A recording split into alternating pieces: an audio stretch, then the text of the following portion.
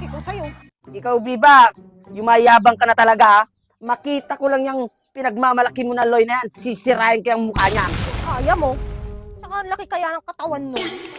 Yummy! Parang sizzling flakes. Yummy! Nakakarinig yung mantika niya sa kwan. Tigilin mo na nga yan. Huwag ko lang marinig yung binabanggit-banggit mo yung Loy na yan, ha? Uulitin ko ha, wala akong pake. At saka ang isipin mo, si Simang kung nasan na naman. Malay mo, may sikreto.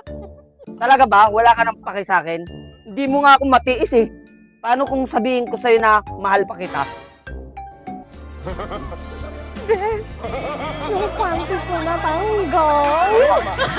Kalma mo yan, Bina. Kalma mo. Yung kipi ko kumikibatog ko na naman. Nervous na to. Kalma mo yan, Bina. Meron ka ng Loy. Ano nga ulit yung sinabi mo?